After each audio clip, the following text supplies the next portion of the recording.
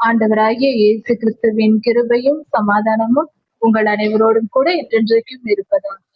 நான் உன்னை விட்டு விலகுவதும் இல்லை, உன்னை கைவிடுவதும் இல்லை என்று சொன்ன நமது ஆண்டவராகிய இயேசு கிறிஸ்து நம்முடனே கூட இருக்கிறார். சமாதானமா இருப்போம். எசேக்கியேல் 24ஆம் அதிகாரம் 14ஆம் வசனம் முதல் 27ஆம் வசனம் வரை. இஸ்ரவேலர்கள் அநேகம் பாவம் செய்தார்கள். அதிலும் முக்கியமாக குற்றமற்ற ரத்தம் சிந்துதல் மற்றும் முறைகேடு, தனி மனித ஒழுக்கம் இல்லாமல் மகா பாவம், சோதம் குமாராவை போல பாவம் செய்து வாழ்ந்தார்கள். இந்த பாவத்தின் நிமித்தம் கர்த்தர் அவர்களுக்கு நியாய தீர்ப்பை கொடுப்பேன் என்று சொல்லுகிறார். எருசலேம் நகரம் சுட்டெரிக்கப்படும் என்று ஊமையாக எசேக்கியேல் ஐயா மூலமாக சொல்லுகிறார். பானையும் இறைச்சியும் வைத்து வேக வைக்கப்பட்ட அந்த பாத்திரம் போல எருசலேம் நகரம் அக்கினியினால் சுட்டெரிக்கப்படும் என்று ஓமையாக சொல்லுகிறார். இப்படியாக எசேக்கியேல் ஐயாவுக்கு கர்த்தர் வெளிப்படுத்துகிறார். பொதுவாக கர்த்தருடைய சுபாவம் என்று ஒன்று உண்டு. அதாவது கர்த்தர் இரக்கம் உள்ளவர், மிகுந்த கிருபை உள்ளவர். சில நேரங்களில் மனிதர்களாகிய நாம் பாவம் செய்யும் பொழுது, மிகவும் அக்கிரமமாய் நாம் நடந்து கொள்ளும் போது, கர்த்தர் நமக்கு நியாய தீர்ப்பை சொன்னால், தீர்க்கதரிசிகள் மூலமாக சொல்லுகிறார் என்றால், அதை கேட்டவுடன் நாம் மனம் திரும்பி கர்த்தருடைய பாதத்தில் அமர்ந்து உபவாசித்து ஜெபித்து மனம் திரும்பி மன்னிப்பு கேட்டால் கர்த்தர் மன்னிப்பார். சில நேரங்களில் அவருடைய மன்னிப்பு கிருபையாக கிடைக்கும் நமக்கு. இதற்கு உதாரணமாக நினிவே மக்கள் மனம் திரும்பினார்கள், கர்த்தர் அவர்களை அழிக்காமல் விட்டார். இது நமக்கு யோனா புஸ்தகத்தில் கொடுக்கப்பட்டிருக்கிற ஆதாரம். கர்த்தர் மன்னிக்கிறவர், மனம் திரும்பினால் நிச்சயம் மன்னிப்பு உண்டாகும். சரி, ஆனால் ஒரு காரியம் இருக்கிறது, மன்னிக்கவே மாட்டேன் என்று. அதாவது நினிவே மக்கள் அந்நியர்கள், அவர்களை கர்த்தர் மன்னித்தார் மனம் திரும்பியதும். யோனா தீர்க்கதரிசி சொன்னார், தீர்க்க தரிசனம் உரைத்ததும் அவர்கள் மனம் திரும்பினார்கள். அவர்கள் நினிவே மக்கள் சாதாரணமானவர்கள் அல்ல, மகா கொடிய பாவங்களால் நிரம்பி இருந்தவர்கள். யோனா ஐயா அங்கு போவதற்கே பயப்படுகிறார், ஏனென்றால் கொன்று போடுவார்கள் என்று பயந்து. அப்படிப்பட்ட கொடூரமான ஜனங்கள் தான் அவர்கள். ஆனால் அவர்களே மனம் திரும்பினார்கள் என்றால் அது மனிதர்களால் ஜீரணிக்க முடியவில்லை. கர்த்தர் அறிந்தே அவர்களிடத்தில் தீர்க்கதரிசியை அனுப்பி இருக்கிறார். அவர்கள் இருதயத்தில் மனம் திரும்பும் வாய்ப்பு இருக்கிறது. அவர்கள் அறியாமையினால் பாவம் செய்கிறார்கள் என்று கர்த்தர் அறிந்தே அவர்களிடத்தில் தீர்க்கதரிசியை அனுப்பி இருக்கிறார். யோனாயாவுக்கு தான் அவர்கள் புரியவில்லை, அவர்கள் நிலை. கர்த்தர் அனைவரையும் எல்லாம் அறிந்து வைத்தவர் அல்லவா? அல்லேலூயா. அப்படி இருக்க கர்த்தர் இஸ்ரவேலர்களை இப்படிப்பட்ட ஒரு நியாய தீர்ப்பை சொல்லிவிட்டார். எருசலேம் நகரம் சுட்டெரிக்கப்பட போகிறது, யூதர்கள் தண்டிக்கப்பட போகிறார்கள் என்று எசேக்கியேல் ஐயா மூலமாக சொல்லிவிட்டார். ஆனால் சொன்ன பின்பு இன்னொரு விஷயத்தையும் சொல்லுகிறார். அது மிகவும் வேதனைக்குரியதா இருக்கிறது. நான் அவர்களுக்கு இறங்க மாட்டேன் என்று சொல்லுகிறார். நியாய தீர்ப்பை சொல்லிவிட்டேன், ஆனால் அவர்கள் வந்து கெஞ்சினால் நான் இறங்கி விடுவேன் என்று நினைக்க வேண்டாம். அவர்களுக்கு நான் இறங்க மாட்டேன். அவர்கள் பாவத்திற்கு தக்க தண்டனையை கொடுப்பேன், அவர்களை தப்ப விட மாட்டேன் என்று சொல்லுது. நான் இதை சொன்னேன், இது நிறைவேறும், நான் இதை செய்வேன், நான் பின்வாங்குவதும் தப்ப விடுவதும் இல்லை என்று சொல்லுகிறார். இவ்வளவு துல்லியமாக மிக கண்டிப்பாக சொல்லுகிறார். நான் மனஸ்தாபப்படுவதும் இல்லை என்று சொல்லுகிறார்.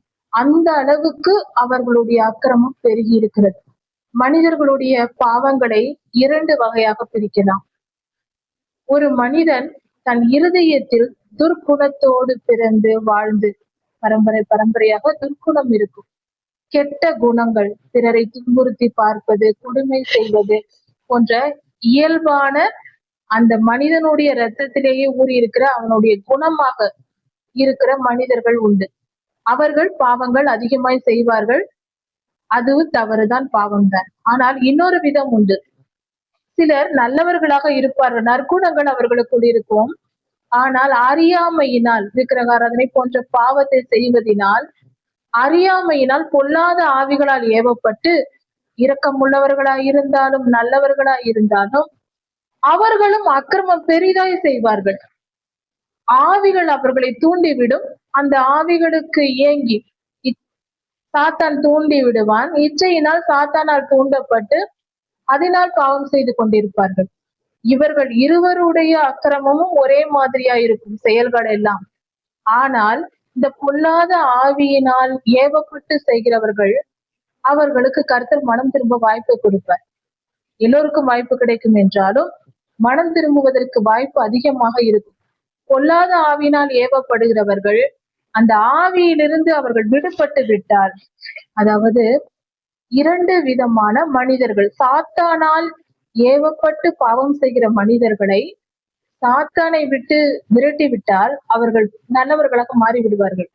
ஆனால் அவர்கள் சுபாவமே பாவமாய் இருந்து, மனித சுபாவமே அவர்கள் சுபாவமே பாவமாய் இருந்து துர்க்குணம் செய்வதையே விரும்பி ஒருவர் செய்து கொண்டிருந்தால் அவர்கள் திருந்த மாட்டார்கள். இப்படி இரண்டு விதம் இருக்குது. பாவங்கள் சமமாய் இருக்கும், ஆனால் காரணங்கள் வேறு வேறா இருக்கும். இப்படிப்பட்டவர்களை கர்த்தர் வாய்ப்பை கொடுப்பார் திருந்துவதற்கு.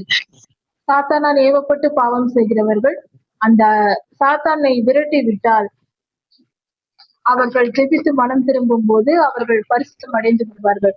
சுபாவத்திலேயே பாவம் இருக்கிறவர்கள் அவர்களுடைய அக்கிரமங்கள் சீக்கிரம் அவர்களால் விட முடியாது. இப்படி இரண்டு விதமான ஜனங்கள் உண்டு. நினிவே மக்கள் ஆவியினால் ஏவப்பட்டு பாவம் செய்திருக்கிறார்கள். கர்த்தர் போய் சொன்னதும் மனம் திரும்பியதும் ஆவிகள் வெளியேறிவிட்டன. அங்கு தீர்க்க தரிசனம் உரைக்கப்பட்டது யோனாயா மூலமாக. அந்த வல்லமையினால் அங்க இருக்கிற பொல்லாத ஆவிகள் விலகியதினால், முக்கியமாக நினிவே மக்கள் மனம் திரும்பினால் ஆவி வெளியேறிவிடும். மனம் திரும்பிவிட்டால் சாத்தான் வெளியேறி விடுவான். அதனால் அந்த இடம் சுத்திகரிக்கப்பட்டது, அவர்கள் காப்பாற்றப்பட்டார்கள். இதுதான் நிலை. ஆனால் இஸ்ரவேலர்களும் மனம் திரும்பவே இல்லை. அதனால் ஆவிகள் அங்கேயே இருந்தது. கர்த்தர் நெருப்பினால் சுட்டரிக்க வேண்டியிருந்தது. ஜனங்களையும் சேர்த்து இஸ்ரவேலரையும் சேர்த்து ஒப்பு கொடுத்தார். அப்படி அநேகம் பாவம் செய்தவர்கள்.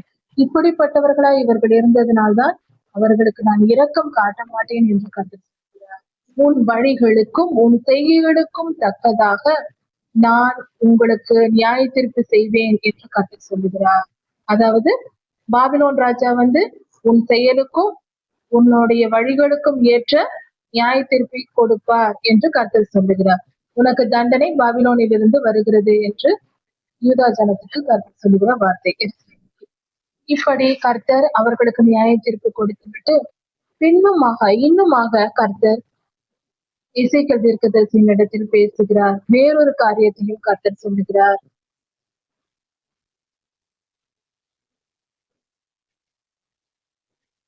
இதோ உன் கண்ணுக்கு பிரியமானவளை நான் ஒரே அடியினாலே நான் எடுத்துக் கொள்ளுவேன் என்று கர்த்தர் சொல்லுகிறார்.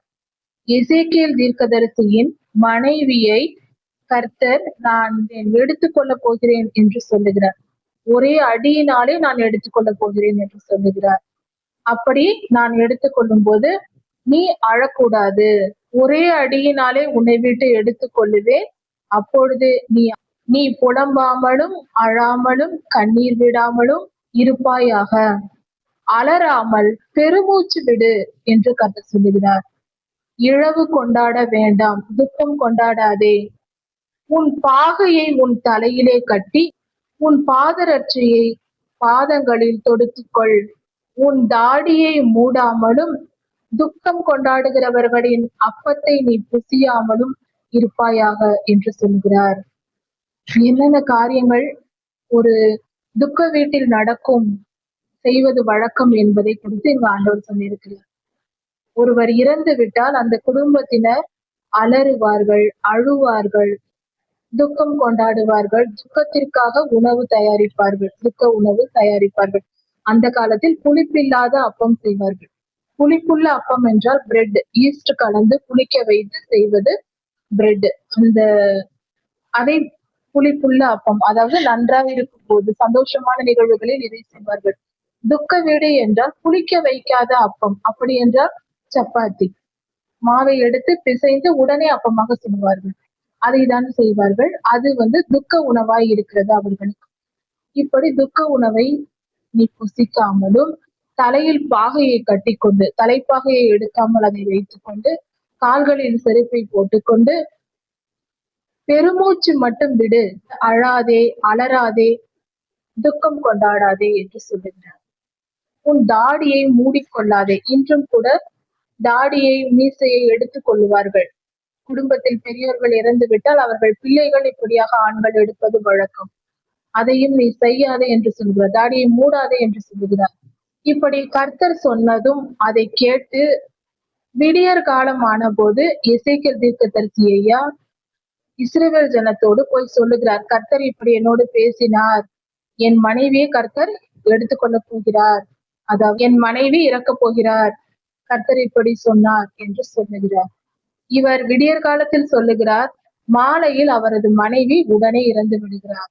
கர்த்தர் எசேக்கியேல் ஐயாவுக்கு என்ன சொன்னாரோ அதையெல்லாம் அப்படியே தவறாமல் எசேக்கியேல் ஐயா செய்கிறார். அவர் சொந்த மனைவி, மிகவும் நேசித்த மனைவி இறந்து விட்டார். ஆனாலும் அழாமலும் துக்கம் கொண்டாடாமலும் கர்த்தரிட்ட கட்டளையின்படியே அவர் கீழ்ப்படிந்து செய்கிறார். இதுதான் ஒரு தீர்க்கதரிசியின் ஒரு உயர்ந்த மனநிலை. கர்த்தருக்கு கீழ்ப்படிதல் எப்படி இருக்கிறது பாருங்க. இஸ்ரவேலர்களின் கீழ்ப்படியாமை எவ்வளவு மோசமான நிலையில் இருக்கிறது, அகல பாதாளத்தில் இருக்கிறது. எசேக்கியேல் ஐயா அவர்கள் மத்தியில் வாழ்கிற ஒரு தீர்க்கதரிசி எசேக்கியேல் ஐயா தன் நேசிக்கிற தன் மனைவியை இறப்புக்கு ஒப்பு கொடுத்தும் அழாமல் துக்கம் கொண்டாடாமல் கர்த்தரிட்ட கட்டளையின்படியே நடந்து கொள்கிறார். அந்த நிலையில் இதுதான் கர்த்தருக்கு நாம் கீழ்ப்படிய வேண்டிய முறை. இப்படிதான் இருக்க வேண்டும் எசேக்கியேல் ஐயாவை போல. அப்படிப்பட்ட மனப்பக்குவம் நமக்கு வேண்டும். மனைவியை காட்டிலும் கர்த்தரை நேசிக்கிற ஒரு தீர்க்கதரிசியா எசேக்கியேல் ஐயா இருந்திருக்கிறார். அப்படிதான் இருக்க வேண்டும். அதுதான் சரியான வாழ்க்கை முறை.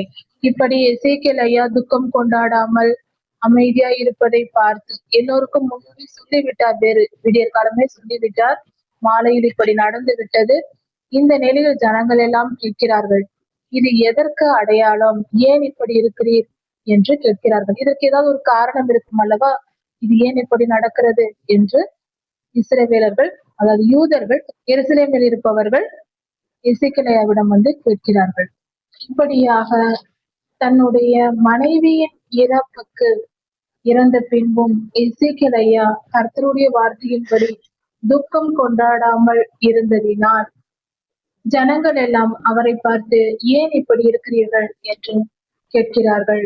அதற்கு எசேக்கியேல் ஐயா, கர்த்தர் என்னோடு பேசினார், அவர் எனக்கு கட்டளையிட்டபடி செய்கிறேன்.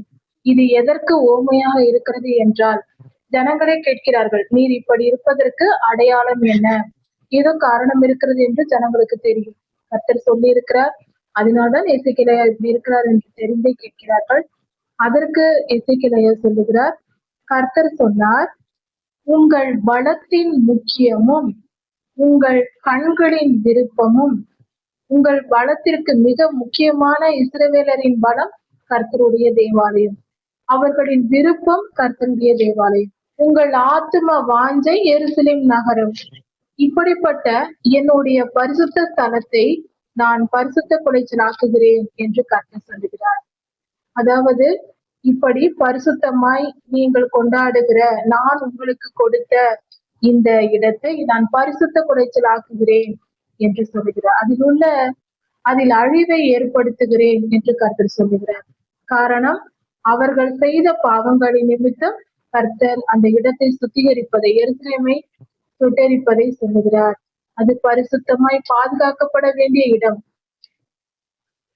பொல்லாத ஆவிகளால் நிரப்பப்பட்டதால் யூதர்கள் சாத்தானுக்கு இடம் கொடுத்து, இச்சைக்கு இடம் கொடுத்து பாவம் செய்ததால் எருசலேம் நகரம் அங்கு வந்து முழுக்க அந்த எருசலேம் நகரம் தேவாலயத்தின் பிரகாரம் வரைக்கும் சாத்தானுடைய ஆளுகை வந்ததினால் கர்த்தர் அதை அழிவுக்கு முற்படுகிறார். இத்தனை காலம் உங்களுக்கு நீங்கள் எல்லாம் கொண்டாடி வந்த தேவாலயத்தையும் எருசலேம் நகரத்தையும், இதுதான் எனக்கு எருசலேம் நகரத்தில் நாங்கள் வாசிகள், நாங்கள் யூதர்கள் என்று பெருமையோடு இவர்கள் அதை வைத்தே மிகப்பெரிய பாவத்தையே செய்து விட்டார்கள்.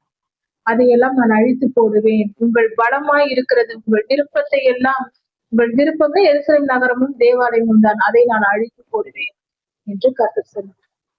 நீங்கள் விட்டு வந்த உங்களுடைய குமாரரும் குமாரத்திகளும் பட்டயத்தால் விழுந்து போவார்கள். அவர்கள் அழிக்கப்படுவார்கள் எதிரிகளின் ராஜாக்களால் என்று கர்த்தர் சொல்லுகிறார். எதிரி நாட்டு சேனை வந்து உங்கள் பிள்ளைகளை அழித்து போடும். அப்பொழுது நான் செய்தது போல நீங்களும் செய்வீர்கள். உங்கள் தாடியை மூடாமலும் துக்கம் கொண்டாடுகிறவர்களின் அப்பத்தை புசியாமலும் நீங்கள் இருப்பீர்கள் என்று எசேக்கியேல் தீர்க்கதரிசியா சொல்லுகிறார். எசேக்கியேல் ஐயா என்ன செய்தாரோ அதே போல நீங்களும் செய்வீர்கள் என்று அவர் சொல்லுகிறார். உங்கள் தலைப்பாகைகள் உங்கள் தலையிலும் உங்கள் பாதரட்சைகள் செருப்புகள் உங்கள் கால்களில் இருக்கும். அது அப்படியே இருக்கும். நீங்கள் புலம்பாமலும் அழாமலும் இருந்து உங்கள் துக்கத்தில் நீங்கள் வாடி போய் ஒருவரை ஒருவர் பார்த்து தவிப்பீர்கள் என்று கர்த்தர் சொல்லுகிறார். அப்படியே எசேக்கியேல் உங்களுக்கு அடையாளமாக இருப்பான் என்று கர்த்தர் சொல்லுகிறார். எசேக்கியேல் தீர்க்கதரிசி ஐயா இஸ்ரவேலருக்கு ஒரு அடையாளமாக இருக்கிறார். அவர் வாழ்க்கையில் நடந்த சம்பவங்கள். எசேக்கியேல் ஐயா செய்தபடியே யூதர்களும் செய்வார்கள் என்று கர்த்தர் சொல்லுகிறார். அப்பொழுது அவருக்கு நடந்தது போல, தீர்க்கதரிசிக்கு நடந்தது போல உங்களுக்கும் நடக்கும், நீங்களும் அப்படியே செய்வீர்கள். அப்பொழுது நான் கர்த்தர் என்று தெரிந்து கொள்வீர்கள் என்று கர்த்தர் சொல்லுகிறார். இப்படியாக கர்த்தர் சொன்னார். அதை அப்படியே எசேக்கியேல் ஐயா ஜனங்களிடத்தில் சொல்லிவிட்டார். இன்னும் கர்த்தர் சொல்லுகிறார் எசேக்கியேல் ஐயாவினிடத்தில், எந்த நாளில், எந்த குறிப்பிட்ட நாளில் நான் இந்த ஜனங்களுடைய பலத்தையும் அவர்களுடைய அலங்காரங்களின் மகிழ்ச்சியையும் அவர்களுடைய கண்களின் விருப்பத்தையும் அவர்களுடைய ஆத்துமாவின் விசேஷித்த வாஞ்சைகளும் அவர்களுடைய குமாரரையும் அவர்களுடைய குமாரத்திகளையும் எடுத்துக் கொள்கிறோனோ, எந்த நாளில் அவர்கள் பிள்ளைகளை நான் எடுத்துக்கொண்டு அவர்கள் விருப்பத்தை எல்லாம் நீக்கிவிட்டு, அவர்கள் கண்கள் விரும்புகிற காரியம் அவர்களை விட்டு போய்விடும், அவர்களுடைய ஆபரணங்களை போட்டுக்கொண்டு சந்தோஷமாய் இருக்கிற காரியங்கள் எல்லாம் அவர்களை விட்டு போகும். இப்படி எல்லாம் ஒரு நாளில் நடக்கும் அல்லவா? அவர்கள் மனதின் வாஞ்சைகள், அவர்கள் கண்களின் விருப்பங்கள் எல்லாம் அவர்களை விட்டு போகும். ஒரு நாள் வரும். அந்த நாளில் அப்படி என்றால் பாபிலோன் ராஜா வந்து எருசலேமை சுட்டரித்து போட்டு ஜனங்களை சிறைப்பிடித்து கொண்டு போகும் அந்த நாள் வரும். அந்த நாளில் இந்த சம்பவங்களை எல்லாம் பார்த்த ஒரு மனிதன் ஓடி வந்து எசேக்கியேல் தீர்க்கதரிசியின் இடத்தில் சொல்லுவான், இப்படி நடந்து விட்டது, அங்க நடந்து கொண்டிருக்கிறது, ராஜா வந்து விட்டார், வந்து இப்படி எல்லாம் ராணுவ சேனைகள் வந்து இப்படியாக அழித்து கொண்டிருக்கிறது என்று ஒருவன் ஓடி வந்து உன்னிடத்தில் சொல்ல வருவான். ஒரு மனிதன் வருவான். அந்த நாளில் நீ வாய் திறந்து பேசி, அந்த நாளில் நீ வந்தவனோட, அப்படி சொல்ல வந்த மனிதனோட வாய் திறந்து பேசுவாய் என்று கர்த்தர் சொல்லுகிறார். இப்படி நீ அவர்களுக்கு அடையாளமாய் இருப்பாய். அப்பொழுது நான் கர்த்தர் என்று அவர்கள் அறிந்து கொள்வார்கள் என்று கர்த்தர் சொல்லுகிறார். அதாவது எசேக்கியேல் ஐயாவின் மனைவி இறந்த அந்த நாளில் அவர் அந்த காரியங்களை எல்லாம் ஜனங்களிடத்தில் சொன்ன பின்பு அவர் பேச முடியாமல் இருந்திருக்கிறார். அமைதியாக இருந்தாரா அல்லது ஊமையை போல மாறிவிட்டாரா என்று தெரியவில்லை. ஆனால் அவர் பேசாமல் இருந்திருக்கிறார். அது முதல் அவர் பேசவில்லை. எசேக்கியேல் ஐயா தீர்க்கதரிசி ஐயா பேசவில்லை. எப்பொழுது பாபிலோன் ராஜா வந்து எருசலேம் நகரம் அழிக்கப்படுகிறதோ அந்த நாளில் தான் இவர் வாய் திறந்து பேச தொடங்குகிறார் மீண்டும். அதுவரை அவர் தீர்க்கதரிசனம் உரைக்கவில்லை என்று தெரிகிறது. இப்படியாக கர்த்தர் எசேக்கியேல் ஐயா மூலமாக தீர்க்கதரிசனம் உரைத்திருக்கிறார். கர்த்தர் பெரியவர், அவர் மிகவும் நல்லவர், அவருடைய கிருபை மகா பெரியது. அவரை புரிந்து கொண்டு நாம் நடக்க வேண்டியது அவசியம். கர்த்தருக்கு கீழ்ப்படிந்திருப்போம், கர்த்தருடைய கோபத்துக்கு ஆளாக கூடாது. இந்த வேத பகுதிகள் கர்த்தருக்கு பயப்படும் பயம் நமக்கு தேவை என்று போதிக்கிறது. எப்பொழுதும் எல்லா நிலைகளிலும் எந்த நேரமும் கர்த்தருக்கு பயந்து நடக்க வேண்டும். எந்த நினைவுகள் நினைத்தாலும் எந்த செயல் செய்தாலும் இது கர்த்தருக்கு பிரியமானதா, கர்த்தருக்கு கோபமூட்டுகிற செயலா என்று யோசித்து பார்த்து நாம் செயல்பட வேண்டும். நீதியை பின்பற்றி, நியாயத்தை பின்பற்றி, வேத வசனங்களை கை கொண்டு வாழ வேண்டும். முடியாது என்று சொல்லிக் கொண்டு தெரிந்தால் நமக்கு நாமே அழிவை வரவழைத்துக் கொள்கிறவர்களாய் மாறிவிடுவோம். அப்படி வேண்டாம். வாழ்க்கை ஒரு முறைதான். அதை நீதி நியாயத்தோடு வாழ்ந்து கொஞ்ச காலம் வாழ்கிற இந்த பூமியில் நிம்மதியாய் வாழ்ந்து கர்த்தருடைய ராஜ்யத்தை நாம் சேருவோம். நம் ஆத்துமாவை, நம் உயிரை இழந்து போகக்கூடாது, அக்னி கடலுக்கு சென்று விடக்கூடாது என்ற தெளிவாய் இருப்போம் என்ற விழிப்புணர்வை பெறுவோம். கர்த்தர் உங்களை ஆசீர்வதிப்பாராக. இதன் தொடர்ச்சி அடுத்த செய்தியில் பார்க்கலாம். ஆண்டவராய் இயேசு கிறிஸ்து சீக்கிரமாய் வரப்போகிறார். அவருடைய வருகைக்கு நாம் ஆயத்தப்படுவோம். மாரநாதா.